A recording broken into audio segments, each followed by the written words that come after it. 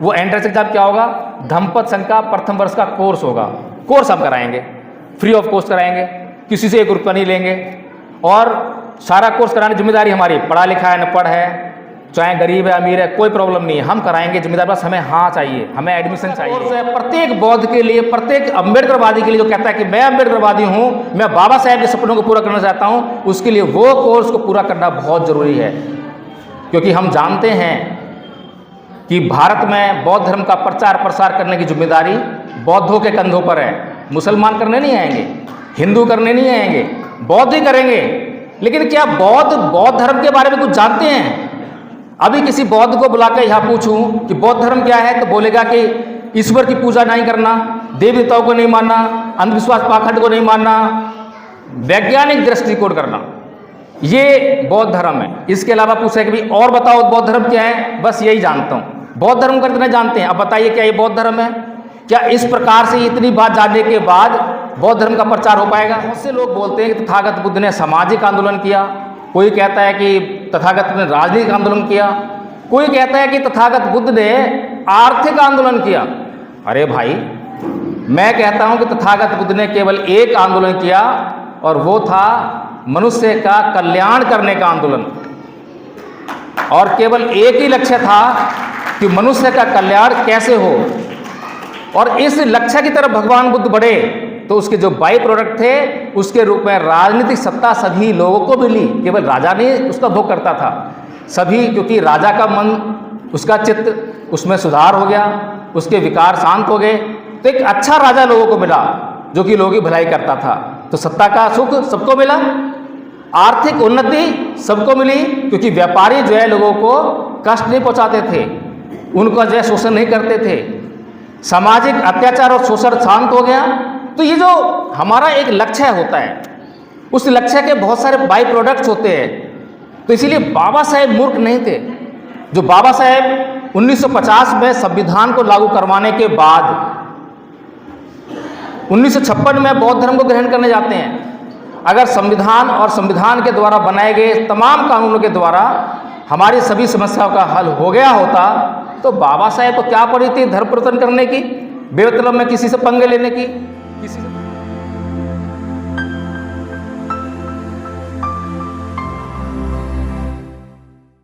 बौद्ध। लेकिन आप 10 करोड़ बौद्ध 2025 तक कैसे बनाओगे, इसकी क्या योजना है, ये बात जब तक हम किसी से ना पूछें, इसकी जानकारी अगर हासिल ना करें, तो मुझे लगता है कि हम केवल और केवल अंधविश्वासी ही हो सकते हैं, इसके अलावा कुछ नहीं। अब तक हमने अंधभक्ति ही करने का काम किया है, इसीलिए हमारे दुखों का कोई समाधान हम नहीं ढूंढ पाएंगे। एक बार की बात है, एक बूढ़ी माई थी, वो एक खंबे पे लाइट लगी थी तो उसकी रोशनी में अपनी सुई ढूंढ रही थी। बहुत देर हो गई सुई ढूंढते ढूंढते, तो वहाँ से एक नवयुवक गुजरा। उसने कहा कि हे बूढ़ी माई, क्या खोज रही है? कि बेटा मेरी सुई खो गई है, मैं उसे ढूंढ रही हूँ। वो भी खोजवाने लगा उसको जो है कि मैं भी हेल्प कर दूँ। बहुत देर हो गई, सुई नहीं मिली। तो उसके बाद वो नवयुवक बोला कि हे बूढ़ी माई, क्या तुझे ठीक ठीक पता है कि तेरी सुई यहीं पर गिरी थी? तो वो बुढ़िया बोलती है कि नहीं बेटा, मेरी सुई तो कुटिया में खोई थी, लेकिन क्योंकि यहाँ पर रोशनी है इसलिए मैं सुई यहाँ खोज रही हूँ। यही हालात जो है हमारे समाज की है कि जहाँ पर हमारी समस्या है वहाँ पर हमारा कोई ध्यान नहीं है। समस्या तो कुछ और है और उसका निदान कुछ और ढूंढने की कोशिश कर रहे हैं। अभी हमारे आज के मुख्य वक्ता कुछ बिंदुओं पर प्रकाश डालकर गए, उनकी अपनी समस्याएं थीं। नौकरी से संबंधित समस्या थी, पेंशन से संबंधित समस्या थी, तमाम तरह की समस्याएं बताकर गए। समस्याएं तो हैं, हमारे पास राजनीतिक सत्ता नहीं एक समस्या है, और जब भी हमारे बीच में आकर कोई ये कहता है कि मैं तुम्हें राजनीतिक सत्ता दिलाऊंगा, तो एकाएक ऐसा लगता है कांसीराम जी आ गए, चलो इसके पीछे हो जाओ, ऐसा ही लगता है। और विश्वास करने लगते हैं, अंधे होकर विश्वास करने लगते हैं। कैसे दिलाएगा कुछ पता नहीं है।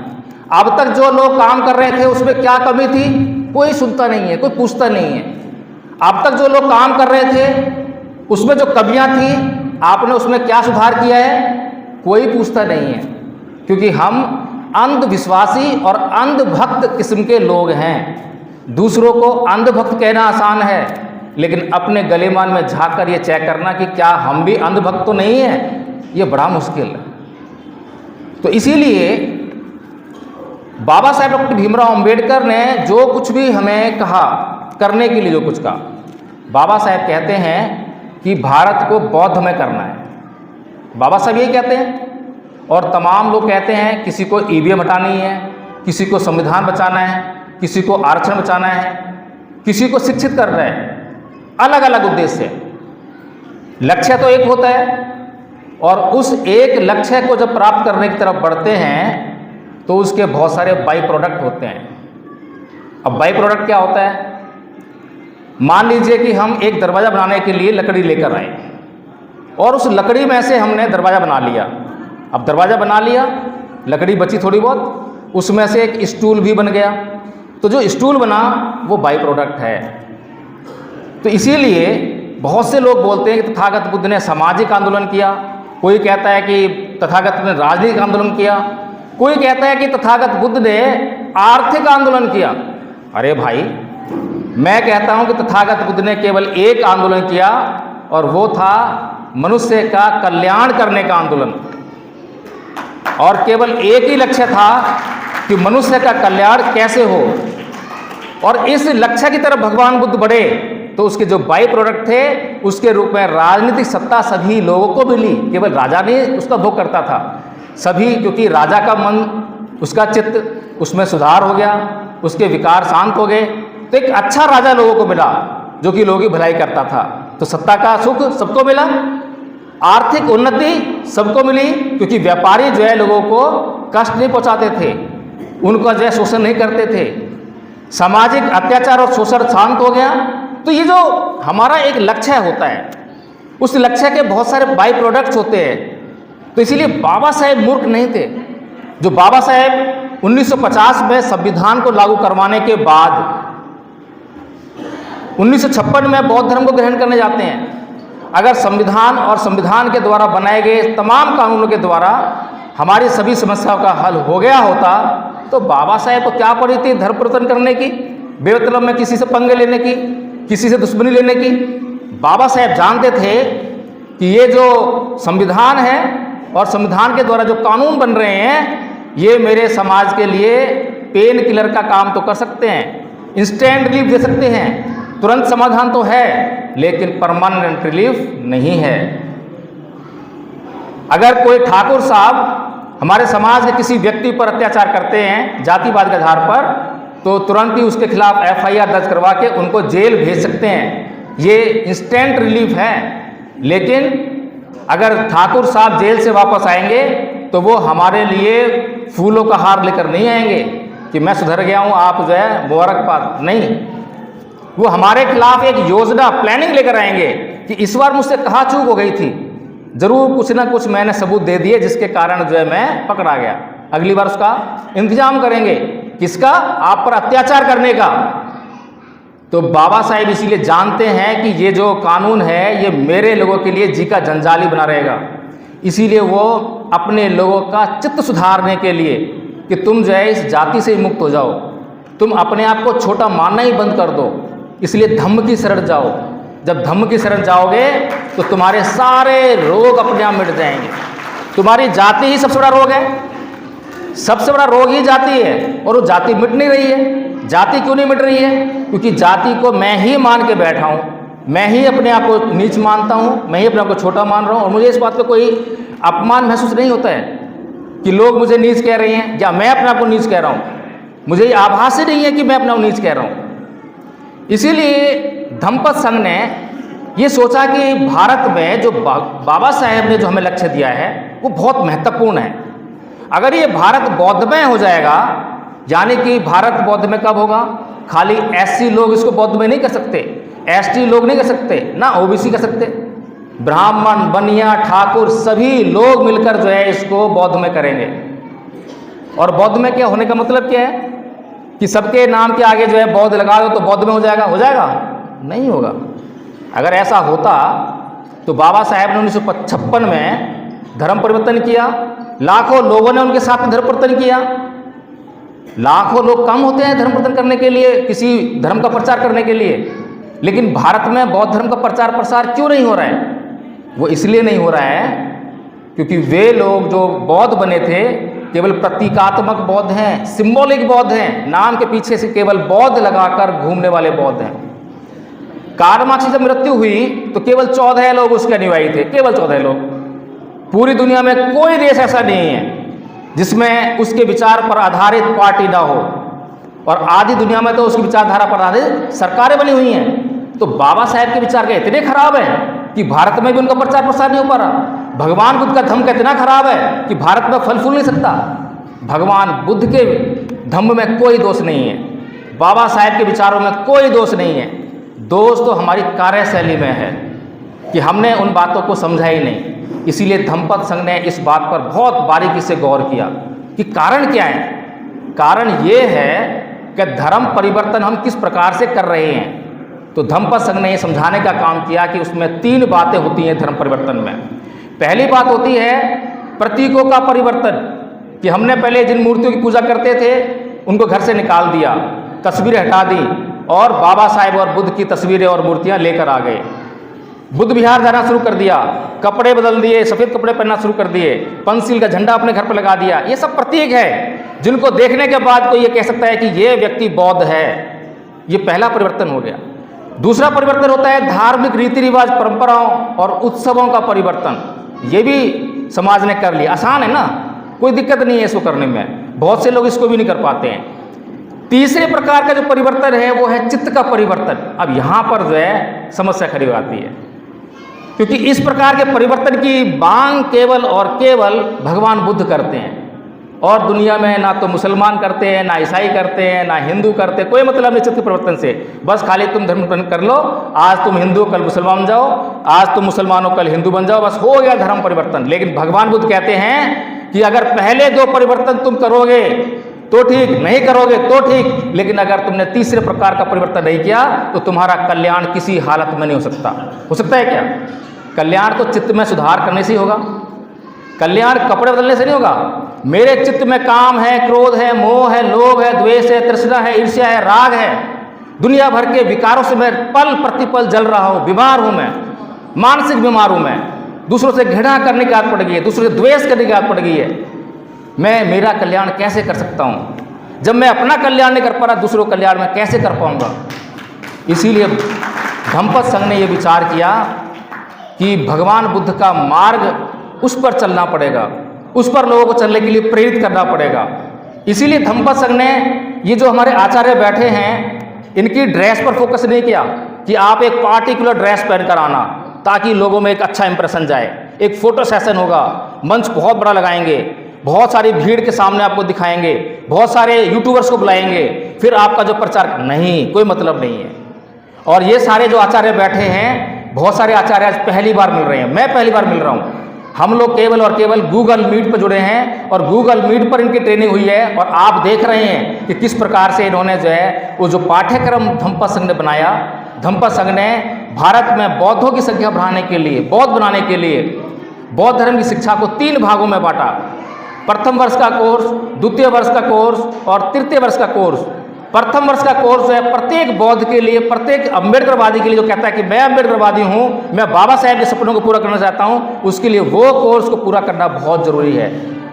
क्योंकि हम जानते हैं कि भारत में बौद्ध धर्म का प्रचार प्रसार करने की जिम्मेदारी बौद्धों के कंधों पर है। मुसलमान करने नहीं आएंगे, हिंदू करने नहीं आएंगे, बौद्ध ही करेंगे। लेकिन क्या बौद्ध धर्म के बारे में कुछ जानते हैं? अभी किसी बौद्ध को बुलाकर यहाँ पूछूं कि बौद्ध धर्म क्या है, तो बोलेगा कि ईश्वर की पूजा नहीं करना, देवी देवताओं को नहीं मानना, अंधविश्वास पाखंड को नहीं मानना, वैज्ञानिक दृष्टिकोण करना, ये बौद्ध धर्म है। इसके अलावा पूछे कि भाई और बताओ बौद्ध धर्म क्या है, बस यही जानता हूँ। बौद्ध धर्म का इतना जानते हैं, अब बताइए क्या ये बौद्ध धर्म है? क्या इस प्रकार से इतनी बात जानने के बाद बौद्ध धर्म का प्रचार हो पाएगा? बौद्ध धर्म का प्रचार जब होगा जब लोगों को बौद्ध धर्म की जानकारी होगी। अगर मैं किसी को एक मोबाइल को लेकर बोलूं कि भाई ये मोबाइल ले जाओ और जाके मार्केट में बेचाओ, और उसे मोबाइल के बारे में कोई जानकारी ना दूं, तो क्या ये संभावना है कि वो मोबाइल को बेचाएगा? बताइए, क्या संभावना है? लेकिन अगर मैं किसी को 10 मोबाइल दूं और कहूं कि भाई ये मोबाइल के अंदर ये अच्छाई है, ये अच्छाई है, ये जब चीज़ें हैं, तो उसको सारी बातें बता दूं और उसको जब जाके बोलूं कि भाई जाओ ये मोबाइल जाके बेच आओ, तो वो 10 के 10 मोबाइल ले आकर जो है मार्केट में बेच आएगा। क्या बात है आचार्य जी? आचार्य धीर सिंह जी, क्या बात है? तो प्रचार जो है ट्रेनिंग का मामला है, जितनी बेहतर ट्रेनिंग होगी उतना अच्छा प्रचार होगा। तो धम्मपद संघ के जो आचार्य बैठे हैं, ये केवल ऐसा नहीं है कि प्रथम वर्ष का कोर्स इन्होंने याद कर लिया और आपको सुना दिया, इतना भर नहीं है। धम्मपद संघ की मीटिंग जो है कितनी चलती है, आपको सुनकर आश्चर्य होगा। अब तक पूरे देश में गारंटी देते हैं कि इतनी लंबी मीटिंग नहीं चलती होगी। सुबह 5:15 बजे मीटिंग शुरू होती है, 9 बजे तक चलती है। दोपहर को महिला धम्म चौपाल 3 बजे शुरू होती है और उसके बाद रात के 12 बजे तक मीटिंग चलती है। कई बार 1 बज जाता है, कई बार 2 बज जाता है। और आने वाले समय में जैसे ही हमारे पास आचार्यों की संख्या बढ़ेगी तो इसको 24/7 कर देंगे, जो कि पूरे दुनिया में एकमात्र ऐसा स्कूल होगा जो पूरी दुनिया में जहां मर्जी जो व्यक्ति धम्म को सीखना चाहता है वो तब गूगल मीट पर जुड़े और धम्म को सीखना स्टार्ट कर दे। इसकी तरफ हम लोग बढ़ रहे हैं, बहुत तेज गति से बढ़ रहे हैं। जब हमने शुरुआत की थी तो केवल शुरू में सुबह सुबह मीटिंग हुआ करती थी, 1 घंटा जो है, 1 घंटा से बढ़कर 12-13 घंटा पर हमारी जो मीटिंग पहुंच चुकी है। पिछले साल जब हमने 24 दिसंबर 2023 को जब पहला सांस्कृतिक परिवर्तन दिवस बनाया था तो केवल 25 आचार्य थे, केवल 25। आज हमारे धम्मपद संघ के आचार्यों की संख्या बढ़कर लगभग 110 हो गई है। 110 आचार्य जो है धम्मपद संघ ने पिछले 1 वर्ष में बनाए हैं। और अगले साल के कार्यक्रम तक पहुंचने का हमारा लक्ष्य है कि भारत में जितने जिले हैं, लगभग 787 जिले हैं, उतने आचार्य कम से कम हमारे होने चाहिए। और हमारे आचार्य कह रहे हैं कि हम 14 अप्रैल तक कार्यक्रम बना रहे हैं, इतने तो हम तब तक पूरा कर लेंगे, 500 जो है, और अगले साल तक तो हम उससे कई गुना लेकर जाएंगे। अगर इतने आचार्य हमारे पास हो गए तो ये आचार्य करेंगे क्या? और इनको हम आचार्य क्यों कह रहे हैं? बहुत से लोग सवाल करते हैं, आचार्य क्यों कहते हो भाई? आचार्य धम्म का शब्द नहीं है, पाली का शब्द नहीं है। अरे भाई मुझे ये बताइए, शब्द है क्या?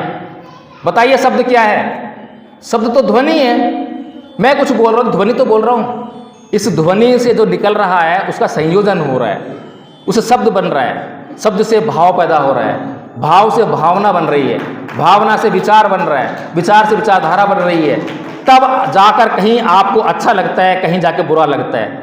खाली ध्वनि को हम कह रहे हैं कि अच्छा है कोई बुरा है, ये दोस्त हमारे भीतर है कि हम ध्वनि को कह रहे हैं अच्छा है बुरा है। ध्वनि तो ध्वनि होती है। मैं किसी को हिंदी में गाली दूं बुरा लग जाता है, मैं किसी को तमिल में गाली दूं बुरा नहीं लगता है। प्रॉब्लम क्या है भाई? गाली दी ना मैंने, हिंदी में गाली दी बुरी क्यों लगी, और तमिल में गाली दी तो बुरी क्यों नहीं लगी? क्योंकि तुमने जो है तमिल में समझा ही नहीं क्या है। इसी तरह से हमें जो है भगवान बुद्ध का धम्म ये सिखाता है, बहुत बारीकी से विश्लेषण करता है कि कैसे जो है अपने चित्त को सुधारना है, कैसे संयम बरतना है। क्योंकि आप लोग बैठ जाइए, पानी है क्या?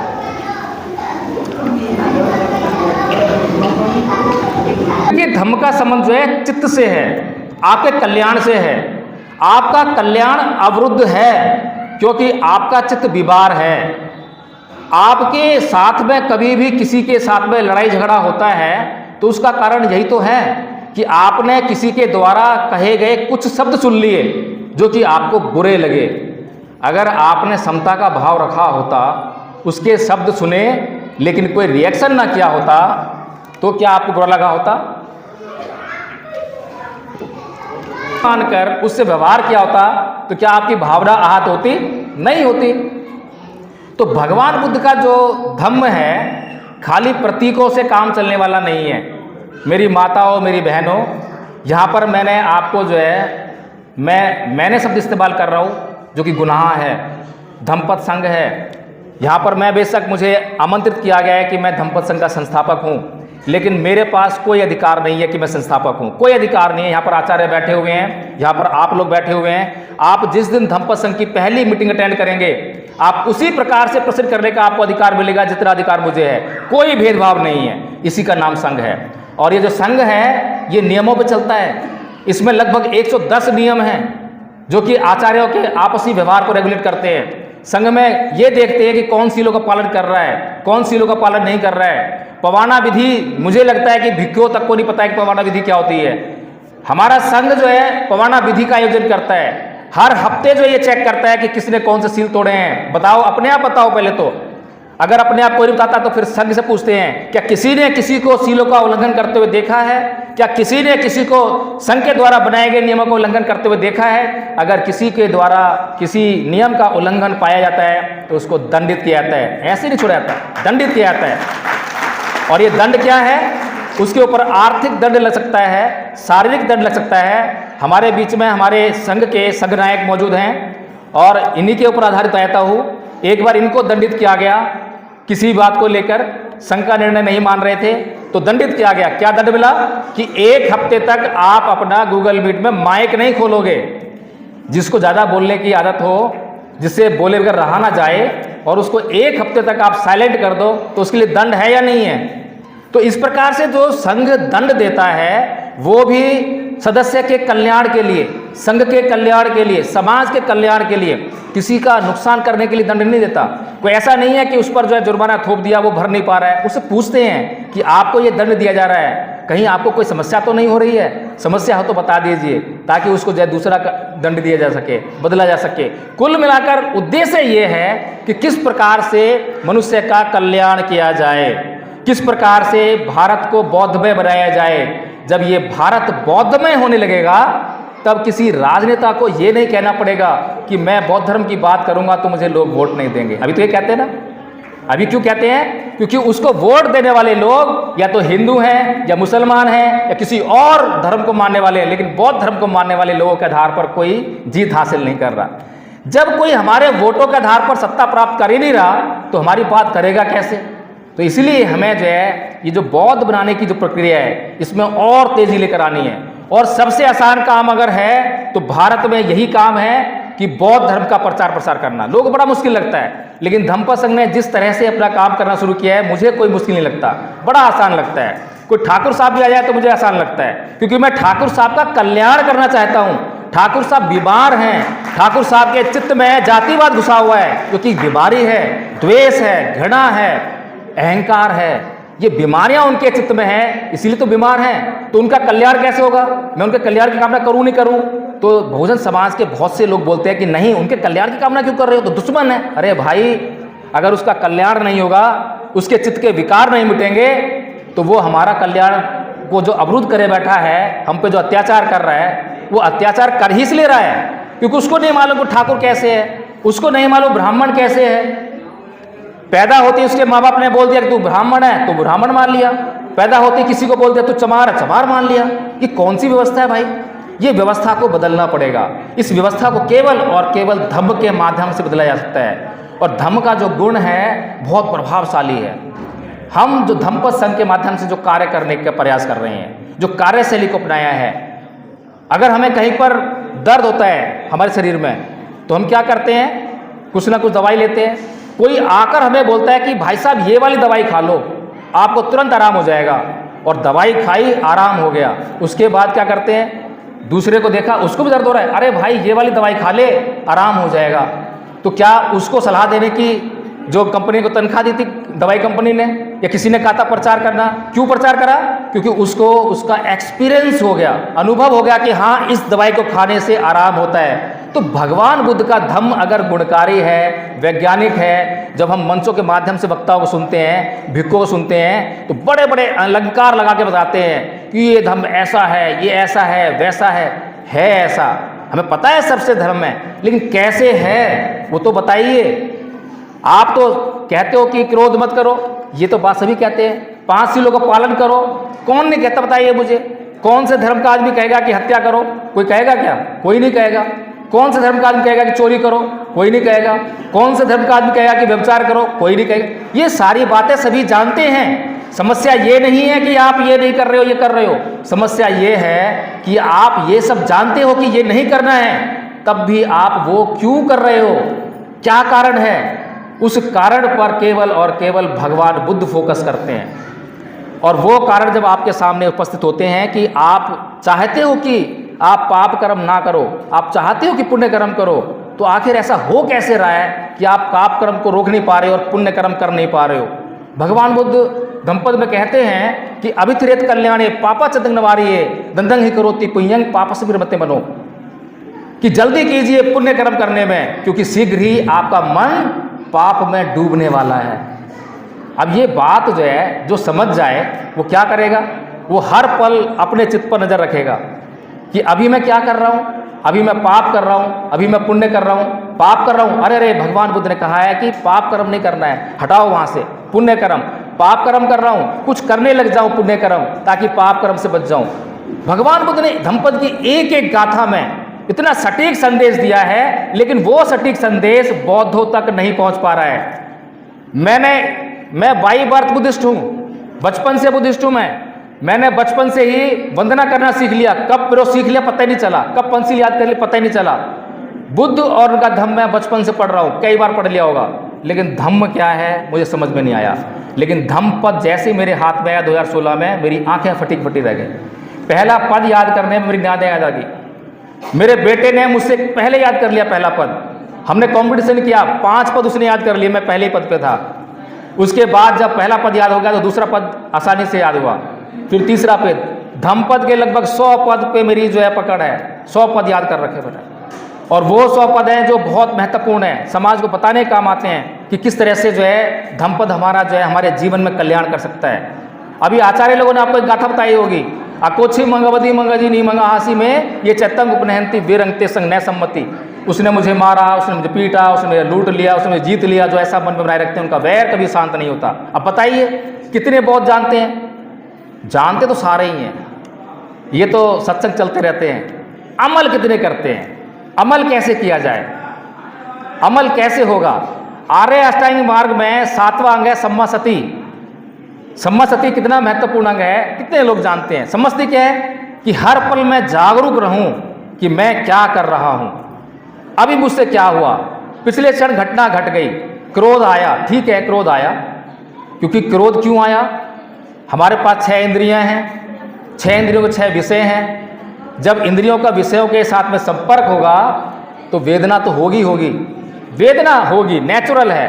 भगवान बुद्ध को भी वेदना होती थी, लेकिन वेदना होने के बाद आपको क्या करना है वो आपके हाथ में है।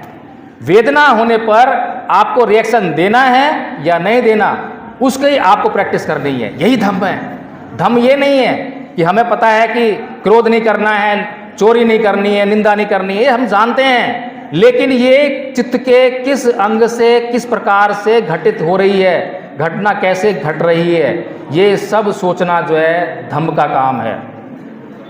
हमारा जो बुद्धिजीवी वर्ग है, मैं बार बार कहता हूं कि वो वेंटिलेटर पे है। हमारे समाज का बुद्धिजीवी वर्ग वेंटिलेटर पे है।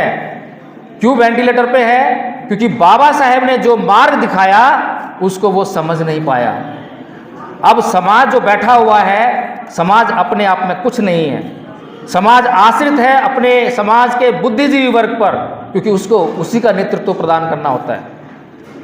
समाज का जो बुद्धिजीवी वर्ग है उसके पीछे ही समाज चलने का काम करता है। लेकिन जब समाज का बुद्धिजीवी वर्ग दिमागी तौर पर मानसिक दिवालिया हो जाए तो उस समाज की दशा जो है दयनीय होनी ही है। दूसरा समाज संघ बनाकर 1925 में क्या करता है? क्या वो राजनीतिक पार्टी की स्थापना करता है? राजनीति करता है? बताइए मुझे। आरएसएस ने 1925 में क्या करा? ये देश में क्या हिंदू लोग नहीं थे? तमाम लोग तो हिंदू थे, फिर भी हिंदुत्व क्यों चिल्लाया? क्योंकि वो हिंदुत्व की मानसिकता को लोगों के दिमाग में बुरी तरह से भरना चाहता था। उसे मालूम था कि बाबा साहेब ने कहा है कि भारत का इतिहास 2 संस्कृतियों के संघर्ष के इतिहास के अलावा कुछ नहीं है। 2 संस्कृतियों का संघर्ष है, एक तरफ ब्राह्मण संस्कृति है और दूसरी तरफ बौद्ध संस्कृति है। अगर 2 संस्कृतियों के बीच में उसका संघर्ष का इतिहास है तो वो उनको समझने में देर नहीं लगी कि हमें अपनी संस्कृति को जो है इस देश के लोगों के दिमाग में मजबूत करना है। जितनी ज़्यादा ये संस्कृति इन लोगों के दिमाग में मजबूत होगी उतनी ज़्यादा ये लोग हमारे गुलाम बनेंगे। ये जो बात है बाबा साहेब ने किसके लिए कही थी? ये बात जो मैंने बताई है बाबा साहेब ने किसके लिए कही थी? क्या ये उन लोगों के लिए कही थी जो आप लोगों पर अत्याचार करना चाहते हैं?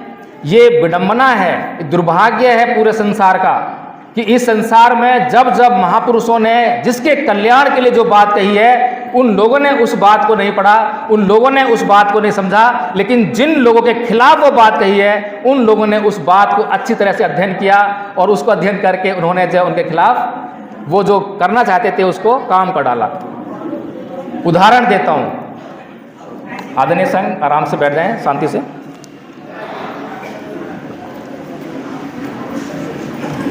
उदाहरण देता हूं, कार्ल मार्क्स ने जब ये देखा कि मजदूरों का शोषण हो रहा है, तो उसने क्या कहा कि भाई एक फैक्ट्री है और एक फैक्ट्री में कितने मजदूर हैं, किसी में 100 हैं, किसी में 150, किसी में 1000 हैं। अब एक आदमी ज्यादा होता है या 1000 मजदूर ज्यादा होते हैं? सबको पता है 1000 मजदूर ज्यादा होते हैं। एक फैक्ट्री का मालिक और तमाम मजदूरों को तंग कर रहा है, शोषण कर रहा है, 20-20 घंटे काम ले रहा है।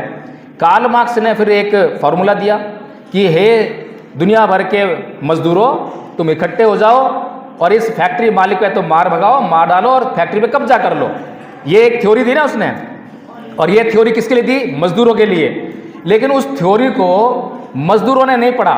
आज मैं भारत में मजदूर से पूछूं कि भाई कार्ल मार्क्स जानते हो? नहीं जानते हैं। अब वो थ्योरी जो है कार्ल मार्क्स ने जिन लोगों के लिए दी, वो लोग उस थ्योरी को पढ़ लेंगे तो वो पूंजीवाद के चुंगल से मुक्त हो जाएंगे, लेकिन वो लोग नहीं पढ़ते हैं।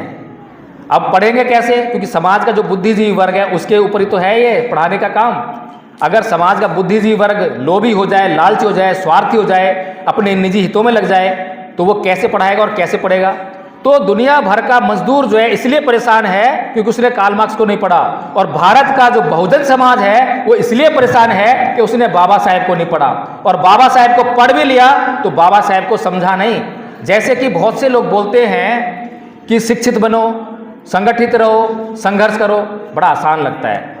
एक सीरियल लगता है कि एक सीरीज लगती है कि पहले हम शिक्षित होंगे तभी संगठित होंगे, आसान लगता है ना, एक सीरीज बन रही है, फिर संगठित होंगे तभी संघर्ष करेंगे।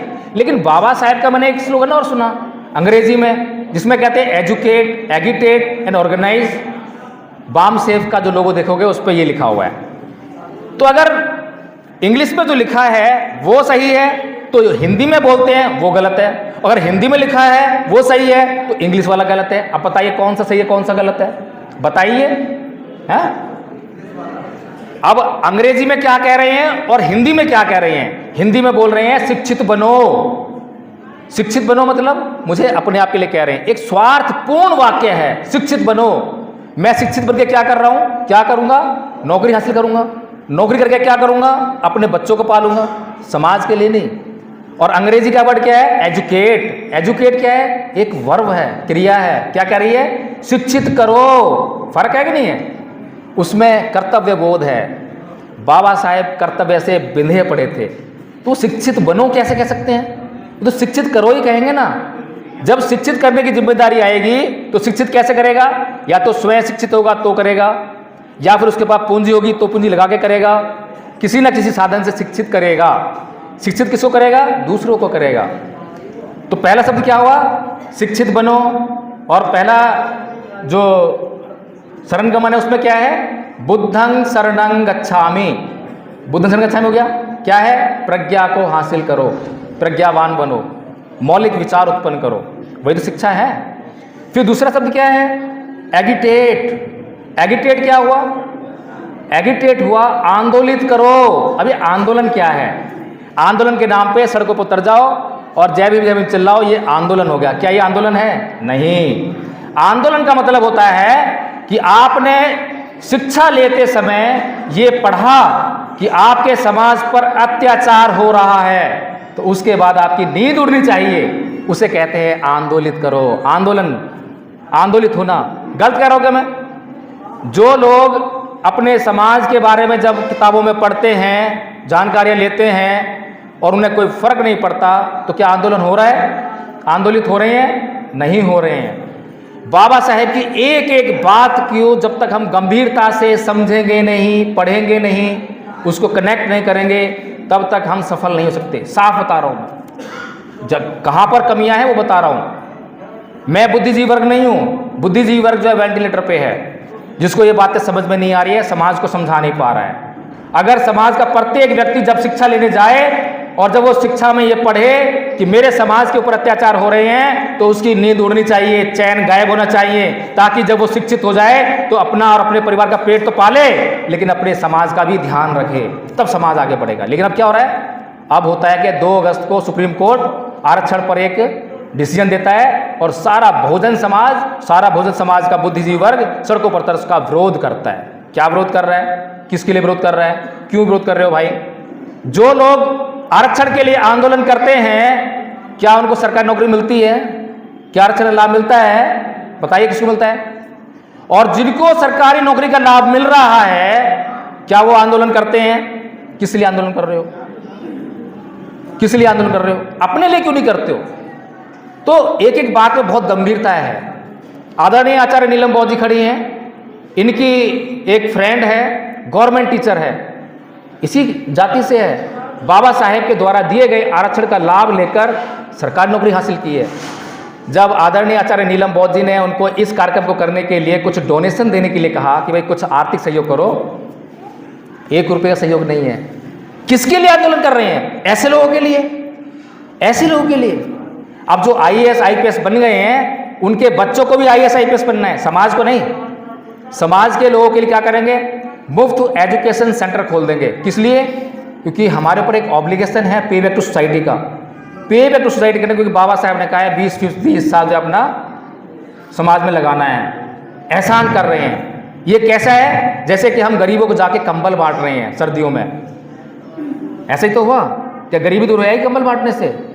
अगर हम फ्री में एजुकेशन देंगे गरीबी दूर हो जाएगी? नहीं होगी। बाबा साहेब ने 16 लोगों को विदेश पढ़ने के लिए भेजा, एक भी वापस नहीं आया। क्यों? क्योंकि समाज का दर्द उन लोगों के भीतर नहीं था, समाज की शिक्षा नहीं थी, अपना पेट पालने का निजी स्वार्थ लेकर वो जो विदेश गए थे। अगर हमने कोई कोचिंग सेंटर खोल भी दिया, समाज के लोगों को उसमें शिक्षा देने का काम कर भी दिया, वो शिक्षित हो भी गए, तो क्या करेंगे? मुझे वही कार्य करेंगे। अभी एक सोसाइटी चलती है, पे बैक टू सोसाइटी, मैंने उनसे बात रखी, मैं कहा आदरणीय एक काम कीजिए, धम्मपद संघ के साथ में एक कोऑर्डिनेशन कर लीजिए, आप जिनको फ्री ऑफ कॉस्ट एजुकेशन दे रहे हैं आप उनके लिए एक एंट्रेंस एग्जाम रख लीजिए। वो एंट्रेंस एग्जाम क्या होगा? धम्मपद संघ का प्रथम वर्ष का कोर्स होगा।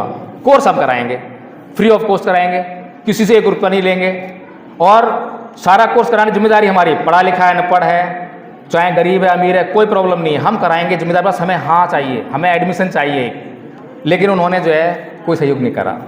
अगर धम्मपद संघ का प्रथम वर्ष का कोर्स करने के बाद, उसको कराने के बाद, सारी बुद्ध की व्यवस्था बताने के बाद, उसके चित्त से लोभ को कम करने के बाद, चित्त में सुधार करने के बाद अगर हम किसी को शिक्षा देते हैं तो उस शिक्षा का लौट कर अपने आप रिजल्ट जो है समाज के लिए आएगा। तो आदरणीय संघ, उपस्थित यहाँ पर जन समुदाय, बहुत ही महत्वपूर्ण बातें हैं, बहुत महत्वपूर्ण जिम्मेदारी हम लोगों के ऊपर है। अगर हम लोगों को अपना ही दुख दर्द समझ में नहीं आ रहा है तो आपके दुख दर्द को काटने के लिए बाहर से लोग नहीं आएंगे, आप भूल जाइए। और अगर आप जो है अपने मन की स्थिति में परिवर्तन कर लें तो बहुत सारी चीज़ें आपको मिलने वाली हैं।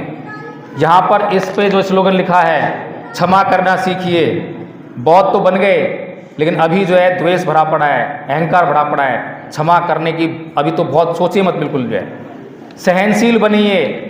मैं नहीं देखता किसी में सहनशीलता। धैर्य रखिए, किसी में धैर्य नहीं है।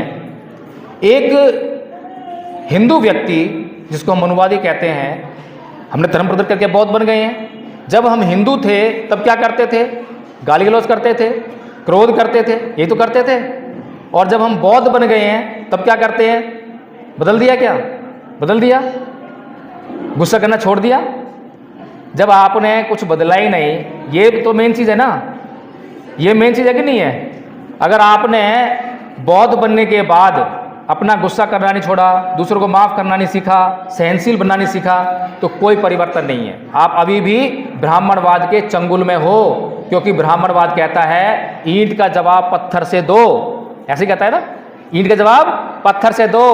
बुद्ध ने कहते, बाबा साहेब नहीं कहते। बाबा साहेब और बुद्ध क्या कहते हैं? ना ही वेरेन वेराणी समन्तित गुदाचनं आवेरेण च समन्ति ऐस धम्मो सनातनो, कि वैर से कभी वैर शांत नहीं होता। अवैर से ही वैर शांत होता है। और दुनिया का चाहे कोई मुसलमान हो, हिंदू हो, ईसाई हो, ले आना, पूछ लेना बुद्ध गलत कह रहे हैं क्या? नहीं, बिल्कुल सही कह रहे हैं। तो फिर वे कौन लोग हैं जो हमारे चित्त में बचपन से ये भरते हैं कि ईंट का जवाब पत्थर से दो, और जब हम ईंट का जवाब पत्थर से देने की संस्कृति को अपने भीतर धारण करेंगे तो क्या हम अपने बच्चों को सुरक्षित कर पाएंगे? हम चाहते हैं कि मेरे बेटे को कोई कुछ कहे ना, कुछ हो ना, और हम सिखाते हैं घर से बाहर भेजने से पहले हम सिखा के भेजते हैं, कोई एक कहे तो चार कहियो। अब वो गया रास्ते में, 4 लोगों से उसका झगड़ा हो गया, अब उसे सीख रखा है कि झुकना नहीं है, और एक की 4 कहनी है। उन्होंने 1 गाली दी, उसने 4 गाली दे दी, क्या होगा उसका? कुछ चुम्बर निकाल देंगे। 4 लोग है ना, चलो एक भी होगा, क्या करेगा? चाकू है, मार डालेगा उसको। आपके बच्चों की सुरक्षा कहां पर है? इस बात में है कि ईंट का जवाब पत्थर से दो, या इस बात में है कि वैर से कभी वैर शांत नहीं होता? बताइए मुझे, हमें कौन लोग हैं जो हमें उस तरफ ले जा रहे हैं, और कौन लोग हैं जो हमें इस तरफ नहीं आने दे रहे हैं? किसी ने बांध रखा है आपको? किसी ने बांध रखा है क्या? क्यों नहीं आते इस तरफ? धम्पत संघ यही काम कर रहा है। धम्पत संघ बड़े बड़े मंच लगाता नहीं है। धम्पत संघ के पास पैसा नहीं है कि बहुत सारे यूट्यूबर को लाकर आप तक पहुंचे कि आप ये मैसेज फॉरवर्ड करो। धम्पत संघ के पास जो है उसके माध्यम से उसने जो काम किया है, उसके माध्यम से बक्सर बिहार में उसका पहला फिजिकल स्कूल जो है शुरू हो गया है। 3 तारीख को माता सावित्रीबाई फुले के जन्मदिन के अवसर पर उसका उद्घाटन है, और वहाँ से जो है बहुत सारे बच्चे, हमने छोटे छोटे बच्चे आचार्य बनाए हैं। आप उनको धम्पत बोलते देखोगे तो आश्चर्यचकित हो जाओगे। और ये काम जो है आप भी कर सकते हो। धम्पत की गाथाओं को आप याद कर सकते हो। अब कुछ लोग बोलेंगे धम्पत की गाथा याद क्या करेंगे? करेंगे क्या उसको? आप सुनिए क्या करेंगे। हम एक स्कूटर लेकर आते हैं, स्कूटर चलाना नहीं आता हमारे पास, लेकिन स्कूटर तो है। स्कूटर होने से ये संभावना है कि जिस दिन चलाना सीख गए, जिस दिन उसको चलाने लगे तो उसका लाभ लेने लग जाएंगे, है नहीं है? जो गाथाएं हमारे पास होंगी, जिस दिन याद आ जाएंगी, जिस दिन समझ में आ जाएगी, और जिस दिन उसको यूज करने लग जाएंगे तो कल्याण होने लग जाएगा। इसलिए माताओं, बहनों और आप सभी लोगों से मैं ये विनम्र निवेदन करता हूँ कि अगर आपको भी लगता है कि बाबा साहेब का सपना इस प्रकार से पूरा हो सकता है, भारत को बौद्ध में किया जा सकता है, मुझे तो कोई शक लगता नहीं है, मुझे बड़ा आसान काम लगता है। इसीलिए मैंने धैर्य रखते हुए ये काम जो अपना शुरू कर दिया है, और उसका रिजल्ट आपके सामने है। पिछले सांस्कृतिक परिवर्तन दिवस तक केवल 25 आचार्य थे, और आज हमारे पास 110 आचार्य हैं, और अगले साल तक हमारे पास हजारों आचार्य होंगे। और एक दिन जो है ये मुहिम पूरे देश में जाएगी, और ना कोई ठाकुर बचेगा, ना बनिया बचेगा, सारे बौद्ध हो जाएंगे, और सारे आपका कल्याण कर रहे होंगे। जैसे कि भगवान बुद्ध ने डाकू अंगुलीमाल को उसकी हिंसा उसे छुड़ा दी, और जब तक वो हिंसक था, लोगों का नुकसान कर रहा था, हत्याएं कर रहा था, और जब वो भिक्षु बन गया तो वही हत्यारा लोगों का कल्याण करने लगा। लेकिन हमें समझाया जाता है कि मनुवाद ये हमारा दुश्मन है। हमारा दुश्मन वो नहीं है, हमारा दुश्मन हम खुद हैं, क्योंकि हमने अपने चित्त में धारण कर रखा है। जिस दिन हम ठाकुर साहब हमें गाली देंगे और ठाकुर साहब से बोलेंगे कि ठाकुर साहब आपका धर्म आपको ये सिखाता होगा, लेकिन मेरा धर्म तो ये सिखाता है गाली नहीं देनी है। जिस दिन आप ये कहना सीख जाओगे, उस दिन देखना ठाकुर साहब सुधर जाएंगे। और ठाकुर साहब सुधरे ना सुधरे, लेकिन विश्व अशांति निवारण स्कूल बहुत सारे खुल जाएंगे, और उसमें जब ठाकुर साहब के बच्चे आकर पढ़ेंगे और जब वो बुद्ध की शिक्षाओं से लबालब हो जाएंगे तो अपने आप सब कुछ दूर हो जाएगा। इस तरह से आपकी सारी समस्याएं हो जाएंगी। जय भीम, नमो बुद्धाय।